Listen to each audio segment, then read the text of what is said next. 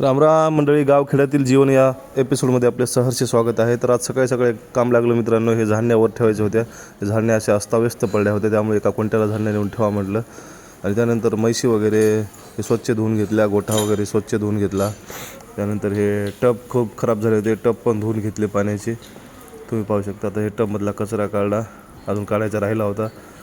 नंतर चारा घेतला मित्रांनो, चारा आणला, जवळच शेत आहे आपलं, जाऊन खांद्यावर चारा आणला। त्यानंतर कुट्टी काढली, तुम्ही पाहू शकता, कुट्टी काढून म्हशीला चारा टाकला, जनावरांना चारा टाकून कशा प्रकारे छान चारा खात आहेत हे बघा। असं चारा खाऊन बघलेलं मन प्रसन्न वाटतं मित्रांनो जनावरांना।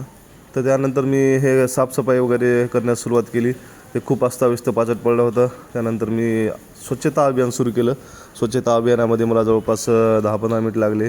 गोठ्यामध्ये दरवेळेस 1-2 तास म्हणजे जातातच स्वच्छता अभियानमध्ये। त्यानंतर मी माझं हत्यार काढलं, या हत्यारावर मी गेलो फिल्टरला, पाणी प्लांटला गेल्याच्यानंतर मी नळीची जोड लावली। मला केळीला औषध फवारणी करायची होती, त्यानंतर मी हे औषध मोजून घेतलं। आज मला करायची होती ड्रिंचिंग, केळीला ड्रिंचिंग करायची होती, त्यामुळे मी 2.5 किलो औषध मोजून घेतलं। तुम्ही पाहू शकता कशा प्रकारे आता मोजमाप चालू आहे। 2.5 किलो मोजल्याच्यानंतर हे खाली ठेवून दिलं, आणि ठेवून दिल्याच्यानंतर मी गेलो खाली टाकीकडे। टाकीमध्ये पाणी चालू होतं आणि त्यामध्ये दुसरं एक औषध टाकलं आणि मिक्स करून घ्यायच्या तयारीमध्ये होतो। पाणी अर्धा आल्याच्यानंतर हे टाकीला हे लाकूड घेतलं आणि हलवायला सुरू केलं। जवळपास मिक्स झालं आणि चांगल्या प्रकारे मिक्स होऊन मी सुरुवात केली केळीला ड्रिंचिंग करायला मित्रांनो। या केळीने एवढा ताप दिला आहे मला यावर्षी की सांगता सोय नव्हे।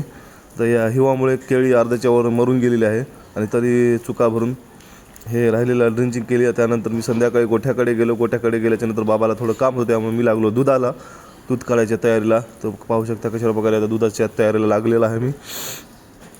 त्यानंतर मी दूध काढल्याच्यानंतर एक म्हैस लात मारते मित्रांनो, सांभाळून दूध काढावं लागतं, नाही तर दिवसभराची मेहनत ही वाया जाते। दूध काढल्याच्यानंतर दूध टाकलं कॅनमध्ये, कॅन फुल भरलेला होता मित्रांनो, भरून गेला पूर्ण। 2 म्हशीच्या दुधामध्ये कॅन पूर्ण फुल भरून गेला। त्यानंतर जनावरांना पशुखाद्य टाकलं, चारा टाकला, चाऱ्याच्या वर पशुखाद्य टाकलं।